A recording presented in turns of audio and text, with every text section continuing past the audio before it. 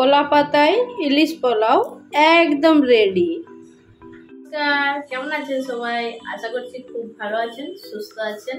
মৌসুমী রান্নাঘরে আপনাদেরকে আরো একবার অনেক অনেক স্বাগত। তো আজকে একটা দুর্দান্ত রেসিপি নিয়ে এসেছি। আজকে আমি ইলিশ পোলাও দেখাবো। ইলিশ পোলাও তো সবাই অনেকভাবেই বানিয়েছেন, আমি যেভাবে বানিয়েছি একবার অবশ্যই রেসিপিটা দেখবেন।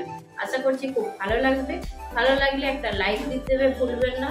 অবশ্যই একটা লাইক দিয়ে ভিডিওটা দেখবেন। আর যারা নতুন বন্ধু অবশ্যই আমার চ্যানেলটাকে সাবস্ক্রাইব করে আমার পাশে থাকবেন। চলুন ইলিশ পোলাও বানানোর জন্য এখানে 600 গ্রাম চাল নিয়েছি। আমি বাসমতি চাল দিয়ে ইলিশ পোলাও বানাবো। চালটা আগে থেকে ধুয়ে রেখেছিলাম। 600 গ্রাম চাল নিয়েছি। এবার কি কি মশলা দেব সেগুলো দেখিয়ে দেব। এইখানে 150 গ্রাম পেঁয়াজ বাটা নিয়েছি। এইখানে কুচনো পেঁয়াজ নিয়েছি, যেটা আমি বেরেস্তা করব। আর এইখানে নিয়েছি 3 চামচ আদা বাটা, 3 চামচ রসুন বাটা। এখানে কিছুটা কাঁচা পাকা লঙ্কা নিয়েছি। আর এখানে নিয়েছি রেড চিলি পাউডার, যেটা কাশ্মীরি রেড চিলি পাউডার, সেটা 1 চামচ, যাতে ঝাল হবে না কিন্তু কালারটা খুব সুন্দর আসবে। এখানে কিছু কাজু নিয়েছি। আর এখানে টক দই নিয়েছি। টক দইটার সঙ্গে একটা জিনিস মেশাবো, সেটা পরে দেখিয়ে দেব, যাতে টক দইটা না ফেটে যায়, সেটা একটা টিপস থাকবে।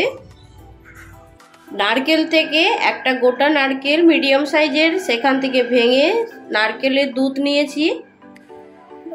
এখানে নিয়েছি ইলিশ মাছ, যার জন্য এত কিছু, সেই ইলিশ পোলাওয়ের জন্য নিয়েছি ইলিশ মাছ। তো ইলিশ মাছটায় আগে নুন হলুদ মাখিয়ে নেব। মাছের মধ্যে নুন হলুদ মাখিয়ে নিয়েছি।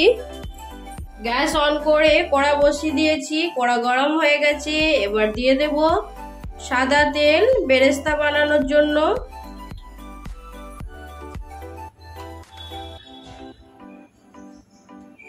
কুচানো পেঁয়াজ দিয়ে দেব।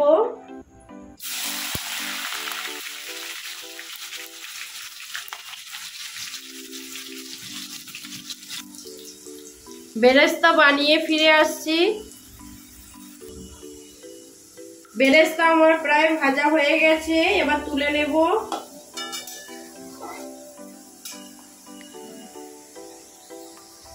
তেলের মধ্যে দিয়ে দেব পেঁয়াজ বাটা,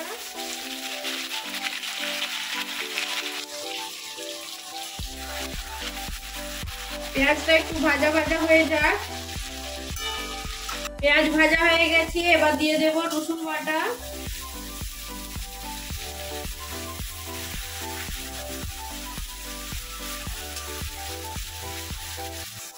এবার দিয়ে দেব আদা বাটা। এবার খুব ভালো করে মশলাটা কষিয়ে নেব।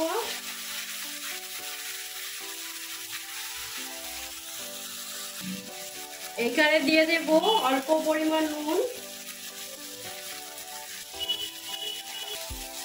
মশলাটা খুব ভালো করে কষানো হয়ে গেছে, তেল ছেড়ে দিয়েছে। এবার দিয়ে দেব কাঁচা লঙ্কা আর কাশ্মীরি রেড চিলি পাউডার। ভালো করে মিশিয়ে নেব।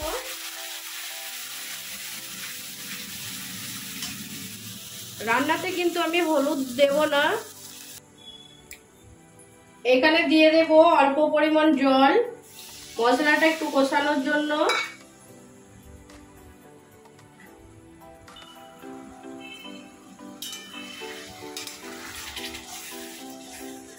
কষানো হয়ে গেছে, এবার দিয়ে দেব টক দই।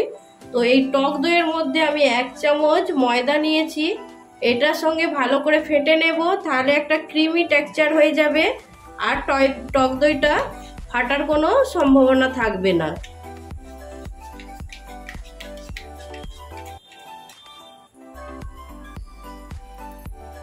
সুন্দর করে ফেটিয়ে নিয়েছি। এবার মশলার মধ্যে দিয়ে দেব। এটা একটা ছোট্ট টিপস ছিল, আপনারা ফলো করতে পারেন।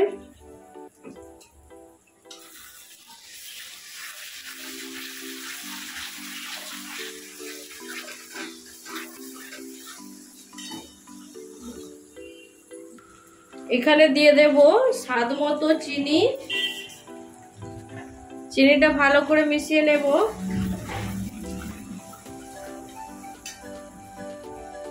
এবার দিয়ে দেব মাছ। মাছটা আমি 5 মিনিট এখানে সেদ্ধ করে নেব।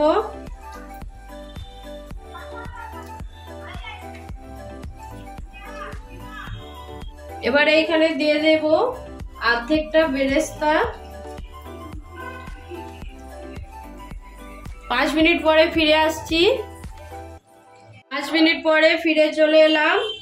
এবার আস্তে আস্তে মাছগুলো একটু নাড়িয়ে দেব।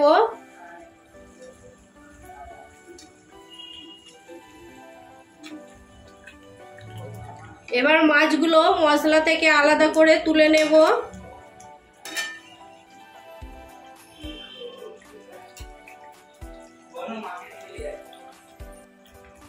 গ্রেভি থেকে মাছগুলো একটা একটা করে তুলে নেব।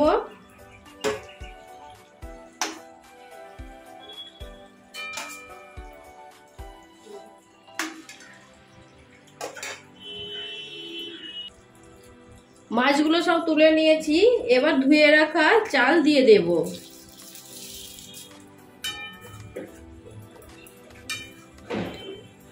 চালটা 2 মিনিট একটু মশলার সঙ্গে কষিয়ে নেব।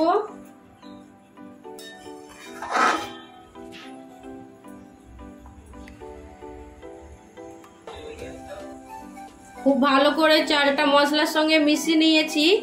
এবার আধা গ্লাস জল দেব চালটা সেদ্ধ হওয়ার জন্য।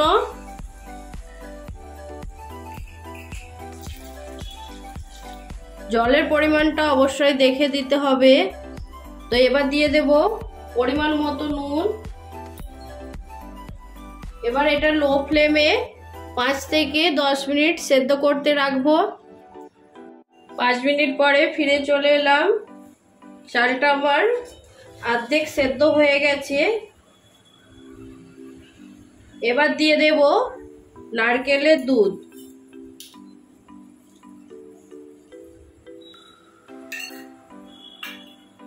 দিয়ে দেব কাজু। এখানে দেব 8 থেকে 10টা লবঙ্গ আর সামান্য একটু দারচিনি।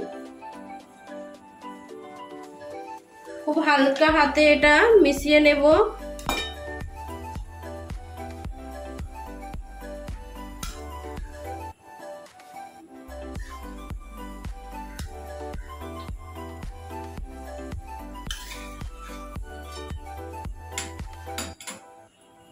এইখানে এবার একটা ছোট্ট টুইস্ট।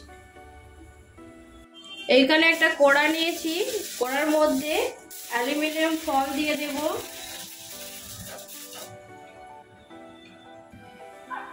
এবার দিয়ে দেব উপর থেকে কলা পাতা।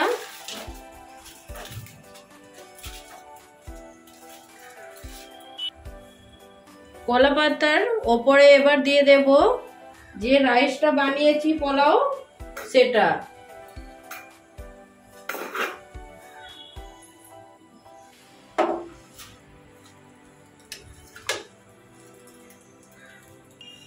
এবার দিয়ে দেব ইলিশ মাছের পিস।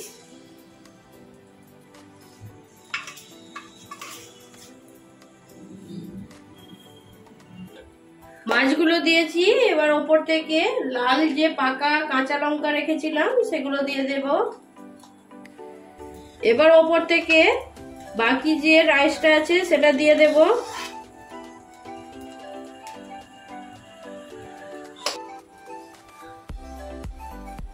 ওপর থেকে আরো একটা মাছের পিস এইভাবে রেখে দিলাম।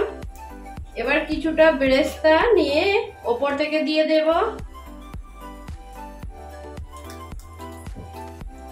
এইখানে আমার 4 গ্লাস জল লেগেছে। আমি আগে আধা গ্লাস দিয়েছি, বীজখানে আধা গ্লাস দিয়েছিলাম, এখন 1 গ্লাস দিচ্ছি। 1 গ্লাস দুধ ছিল। তো এটা এবার আমি ওপর থেকে 1 চামচ ঘি দিয়ে দেব।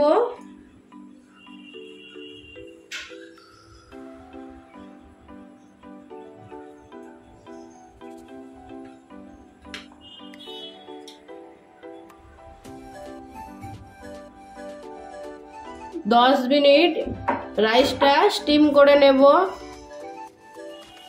10 মিনিট পরে ফিরে চলে এলাম।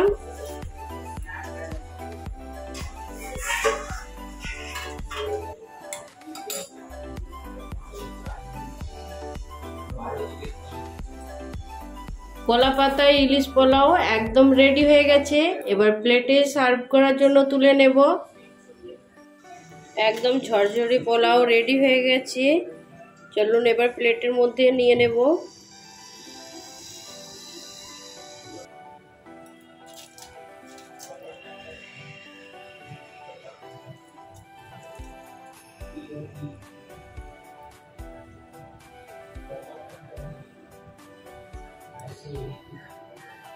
কলা পাতায় ইলিশ পোলাও রেসিপিটা আপনাদেরকে কেমন লাগলো অবশ্যই কমেন্ট করে জানাবেন।